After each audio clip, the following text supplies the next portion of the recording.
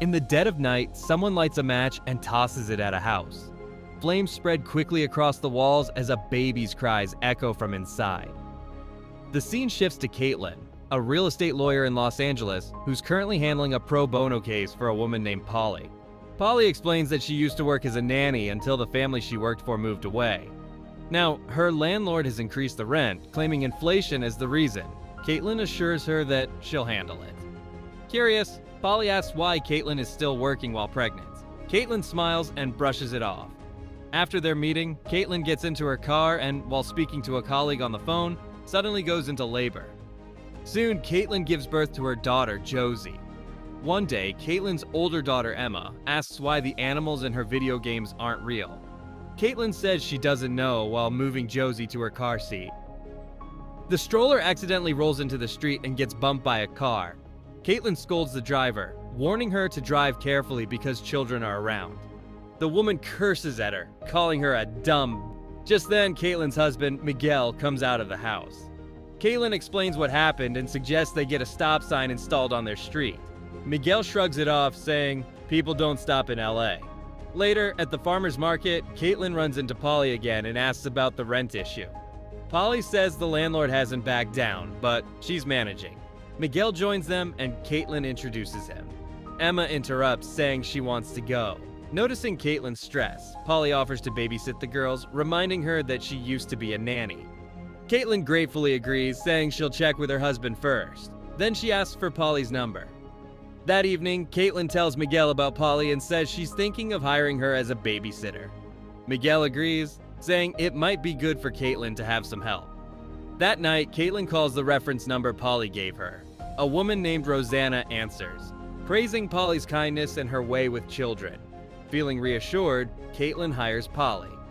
She shows Polly around the house, explaining how to prepare the baby bottles and pointing out her breast milk supplements.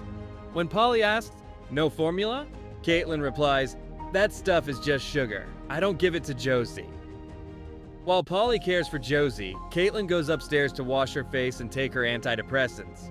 Later, as Polly is about to leave, Caitlin invites her to stay for dinner, and she agrees. During dinner, Caitlin and Emma argue. Polly gently suggests giving Emma some space. Caitlin sighs, saying Emma's always been willful, even as a baby. She'd scream the moment Caitlin put her down. Polly's phone buzzes, but she says it's just a girl she's been talking to. Smiling, Caitlin asks if she likes her. Polly says she's not sure yet. Caitlin then reveals she once dated a woman before Miguel. Trying to change the subject, she says, "This dress doesn't really suit me." Polly replies, "I like it." Caitlin smiles and tells her she can have it. While Caitlin looks for scissors to cut off the tag, Polly notices the pill bottle on the counter.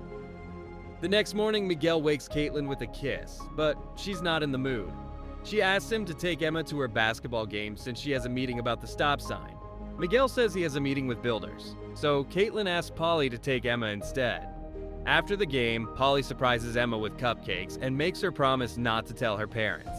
Emma agrees. Polly then feeds some frosting to Josie. Emma frowns, saying it's too much sugar. Polly smiles and replies, "It's not that bad." Curious, Emma asks if Polly's mom let her eat sugar when she was little. Polly softly says, "She did. My mom made the best cupcakes, but she died when I was young. After that, I had to live somewhere where I ate tuna from the can, like a cat." Back home, Polly plays with Josie while Miguel watches. That evening, Caitlin prepares dinner for her friend and colleague Stuart and his girlfriend Bethany. Miguel joins her in the kitchen, skeptical of her cooking, but Caitlin insists she can handle it. Moments later, Polly quietly pours something into the sauce and warns Caitlin that it's starting to burn. During dinner, Caitlin and Stuart discuss the need for a stop sign. Stuart asks Polly where she's from. She says Boyle Heights. "Why so far?" he asks. "That's what I can afford," she replies. Then she adds that she's planning to move out of LA because it's too expensive. Soon after, Emma says she's done eating and Polly goes to spend time with her. The next morning, Caitlin wakes up nauseous and throws up. The entire household suffers from food poisoning, except Polly, who didn't eat the sauce. The kids are hospitalized. Caitlin confides in Polly, saying she feels like she can't do anything right. Polly comforts her, saying sometimes things happen beyond our control. The next day, the kids are discharged. Later, Caitlin asks Miguel if Polly should stay with them. Miguel agrees. It could help, especially since Caitlin struggled after Emma's birth. The next day, Caitlin shows Polly the guest quarters. She explains that Miguel's parents were supposed to move in from Mexico, but decided against it. When Caitlin and Miguel take Emma to school, Polly ignores Josie's cries. That night, Caitlin swims in the pool, and Polly joins her, startling her. Polly apologizes and offers to put Emma to bed. When Caitlin complains about neck tension, Polly offers to help and relieves it with a simple technique. The next day, Caitlin notices a formula container in the trash and confronts Polly. Polly admits she gave Josie formula because she struggled to feed her breast milk. Caitlin reminds her she'd said not to use formula. Polly insists they never had that conversation, but says she'll stop if Caitlin wants. The incident makes Caitlin question herself.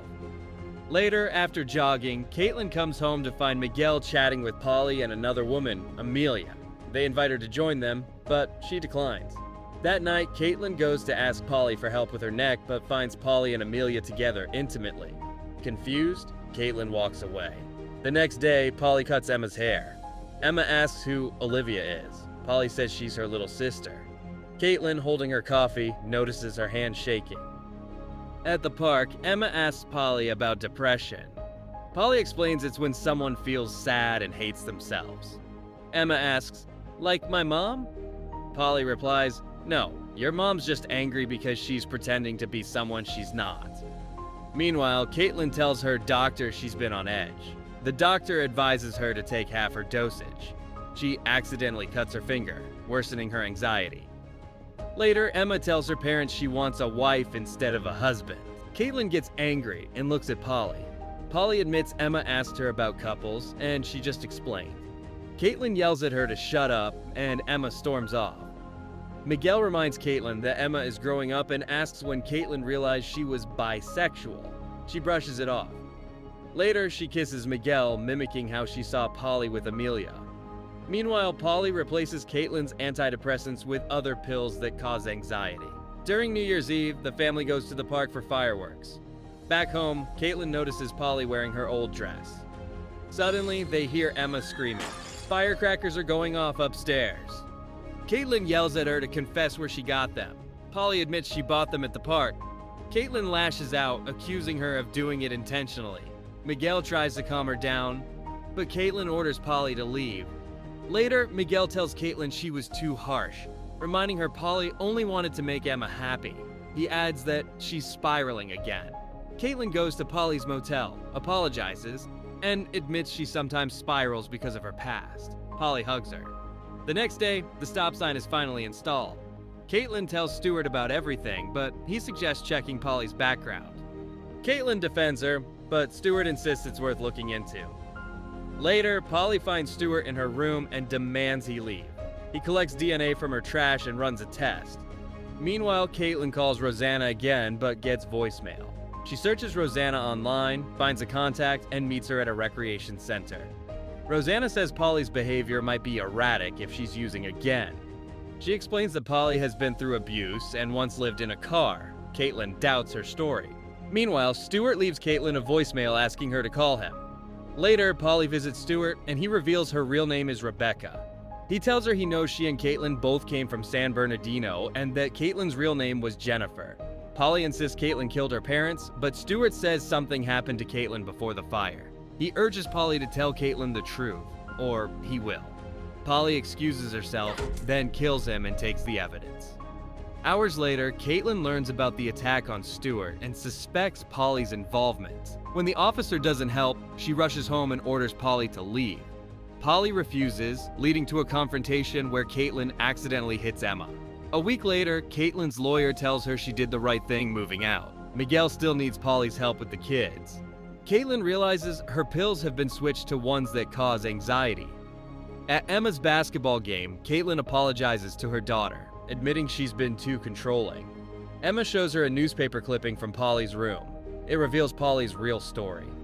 Emma explains Polly was an orphan and just wanted a family. She asks Caitlin to come home. Caitlin returns and calls Polly by her real name, Rebecca. She apologizes and asks how Polly knew she started the fire. Polly says she saw her. Caitlin admits that Polly's father had tried to touch her and no one believed her. so she took matters into her own hands. She adds that Polly's father did the same to her. Polly denies it and attacks her. Caitlin fights back, grabs Josie, and escapes. Polly follows with a hammer but is struck down when Caitlin drives off. She dies instantly. Shaken, Caitlin hands Josie to Miguel and mourns Polly's death. Even after her passing, Polly's memory lingers. Emma tells Josie the story of Polly eating tuna like a cat, mimicking her gestures. Please like and subscribe for more videos like this. Thanks for watching.